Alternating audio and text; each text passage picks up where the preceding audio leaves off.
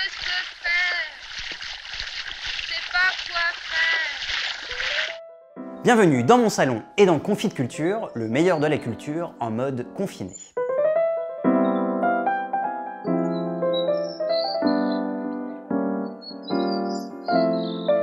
L'envie d'aller gambader dehors se fait pressante, restez chez vous.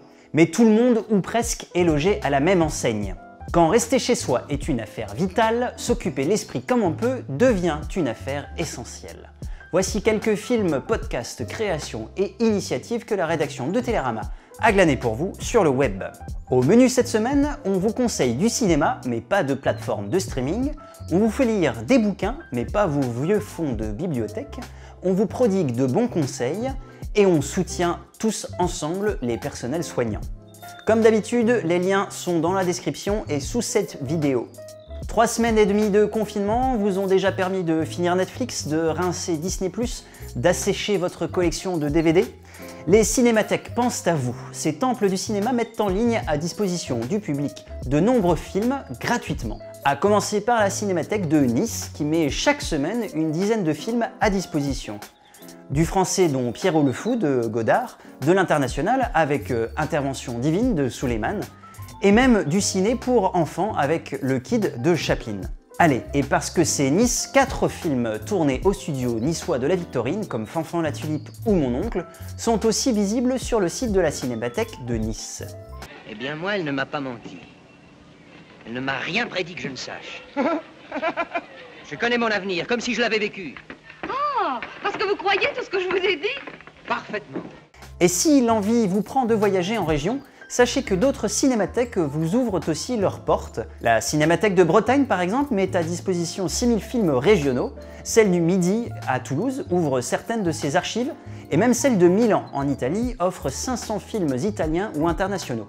Sans oublier évidemment la Cinémathèque française qui, de son côté, met ses leçons de cinéma, des rencontres avec les plus grands cinéastes, à libre disposition. Moteur! Il n'y a pas que les écrans dans la vie. Des dizaines d'éditeurs ouvrent aussi les rayons de leur bibliothèque et mettent en ligne de nombreux ouvrages ou textes, parfois très récents, voire carrément d'actualité. Ainsi, les éditions Gallimard ouvrent leur collection Tracts du débat d'idées quotidien en compagnie de Régis Debray, Alain Badiou, Cynthia Fleury ou Annie Ernaux.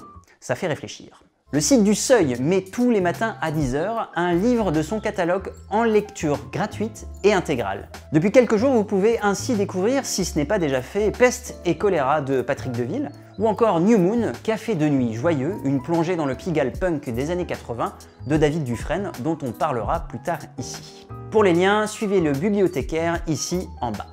Comment bien bosser de chez soi? La question que nous sommes nombreux et nombreuses à nous poser tous les jours. Qui de mieux qu'un travailleur indépendant pour nous l'expliquer et bien nous l'expliquer, puisque ça aussi c'est son métier. Le vidéaste Cyrus North donne les meilleurs conseils pour ne pas se laisser déborder par son chez-soi, quand ce chez-soi devient aussi son bureau. S'habiller comme pour aller au travail et pas en pyjama, bien respecter le petit déjeuner et le déjeuner et pourquoi pas les partager en appelant un ami. Et donc, t'en penses quoi des mesures du gouvernement, toi? C'est clair. Et surtout être indulgent avec soi-même. Le coup du plaid roulé contre le dossier de la chaise, l'essayer, c'est l'adopter. Puisqu'on espère que tous les soirs, vous êtes à vos fenêtres à applaudir notamment les personnels soignants, autant savoir pourquoi. Dans les liens de cette vidéo, vous trouverez une sélection de podcasts à écouter absolument si vous voulez comprendre la crise de l'hôpital, la colère des grévistes soignants dans la rue en début d'année, et entendre aussi les souffrances des médecins, infirmiers, aides-soignants, démunis face à ce virus et bien obligés de remplir leur mission, soigner coûte que coûte. Tout ceci se retrouve dans ces témoignages essentiels à écouter aujourd'hui pour comprendre comment on en est arrivé là et ce qu'il se passe et se joue en ce moment même à l'hôpital. D'ailleurs, ce soir, quand vous applaudirez médecins et autres infirmiers et infirmières, pourquoi ne pas faire crier ce « Merci à toi » chanté par une famille lyonnaise, Ouloulou et compagnie. Une reprise de l'hymne internationaliste de Bérurier Noir, Salut à toi, écrit en 85, transformé pour rendre hommage à ces héros du quotidien.